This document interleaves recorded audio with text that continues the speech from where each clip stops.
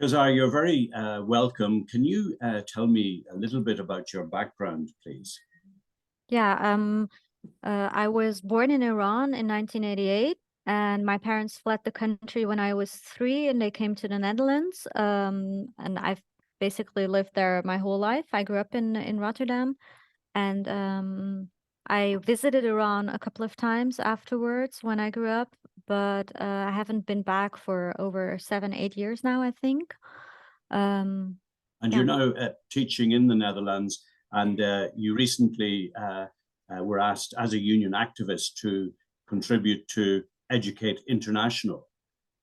Yeah, that's true. I wrote an opinion piece for Education International about the situation in Iran, about how education is being misused to oppress and force people, and about the protests that are going on there. And this was before the chemical attacks in schools, by the way, because ever since more has happened, obviously.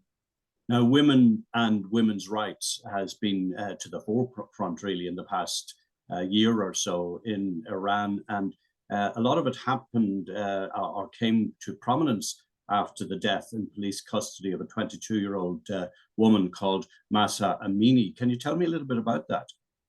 Yeah, she was a young Kurdish Iranian woman, which is also important because being Kurdish, she was part of a minority in Iran.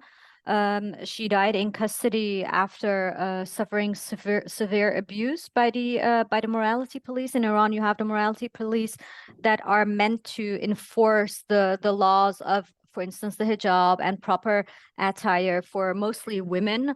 Um, and they accuse her of not having worn her hijab appropriately. So that is how she got into custody in the first place. And Now, after this that, protests emerged in the entire country. Yeah, so this sparked serious protests and rioting, Yes, and then the burning of the hijab right yes. across the country because women were protesting. And you recently just explained how women have been, getting the upper hand on the authorities now, despite the beatings and despite the imprisonment of many women. Women seem to have gained a foothold in that they are continuing to go without their headscarves. Yes, they are definitely. Even this week on the 8th of March, International Women's Day, a group of young women performed a dance in the streets, and without their hijabs, without the proper Islamic attire according to the regime.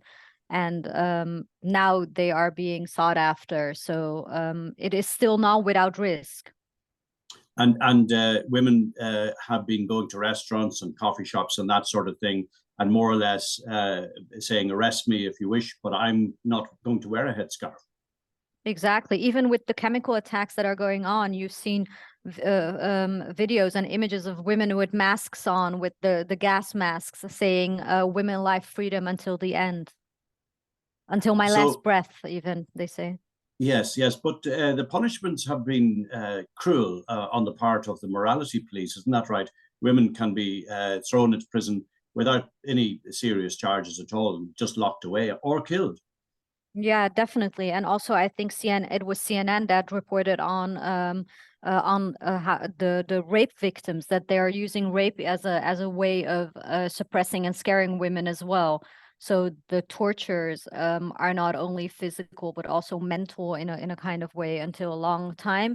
And also, what they do is the moment they let someone go, it is also not that they free you and they leave you alone. At any time, you note that the forces can come and pick you up again, or they can harass your family members, your friends, your community, everyone around you. So they have different kinds of ways of torturing women and people in general. So, are you saying there, Hazara, that women can be raped while in custody? Yeah, definitely. Definitely. And there are many graves, from what I understand, too, that women caught in the front line of these protests have been killed or maybe shot or battened to death. Yes, and even the tombstones are often not left alone. So they break the tombstones as a way of intimidating the family members or trying to keep them silent. Mm. On top of all that misery, then schoolgirls and school children have been punished then by, you know, authorities or someone else connected with the authorities, in that there have been poisonings and chemical attacks at schools. Yes. Yes, So that's correct. what's happened? Over 5,000 students have been poisoned. Those are the most recent numbers I've seen in approximately 116 schools, I believe, from primary schools to high schools to even women's sectors in some universities. And the attacks seem to be targeted against young girls. So people usually people often say that this is because the regime is retaliating. It's used as a scare tactic, also because women are at the forefront of this revolution, and they are the engine behind the women life freedom. So did you say about 5,000 schoolgirls have been poisoned? Yeah, the latest numbers I saw were from, I believe it was Iranwhere, and it said that more than 5,000 girls have been poisoned, and the results of the chemical attacks are quite severe. They are suffering from respiratory problems, heart palpitations, headaches, nausea, fatigue. The list goes on. And is the damage permanent, or are they recovering?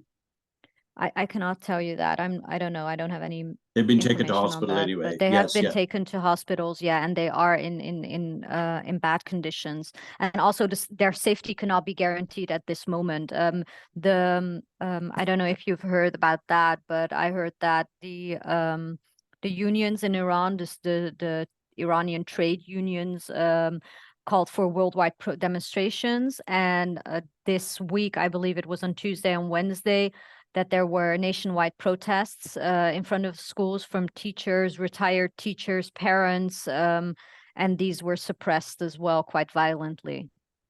So this is really a long-running, let's say, campaign, and it could go on for some time to come. But really, women are up against it, aren't they? They're up against Muslim clerics and Yes, the kind of politics that is practiced in Iran. So do you see change coming? I think change is inevitable. I don't think that they can keep this going. There's no dictatorship that has lasted forever, and neither will this one. And what can women around the world, or the public or the UN do about this? How can Iranian women be supported against a regime that seems intent on suppressing the rights of women? I think speaking up for one is one of the most important things we can do. It surprises me that organizations like UNICEF, for instance, have not spoken out about the chemical attacks, which is a form of biological terrorism. And I think for the international organizations in independent investigations to have to take place, but for individuals like us or for unions, it is important to speak up, to ask for attention for the situation. Don't let them be forgotten. Political sponsorship is also something that has proven to work when we look at situations in which politicians have politically sponsored inmates or imprisoned political activists. That because of the international attention that they have gained, that that their sentences have been reduced, or that they have even been released from prison. So those are kinds of things that can help, and join rallies and demonstrations abroad as well. And you said earlier, when you live in a democratic society, as you do in the Netherlands, and we're lucky to live in Ireland, people should treasure those democratic rights. Definitely. It's not, I don't think that we should take it for granted. It's not a given. And we can see that in countries around the world, such as Iran or Afghanistan, for instance. And also sometimes students joke about International Women's Day. Why do we have to celebrate Women's Day? When is it Men's Day, for instance? But this is the reason why we need to pay attention to it and celebrate it, because it's not a given. Khazar, thank you very much indeed for joining us today. You're welcome. Thank you for having me.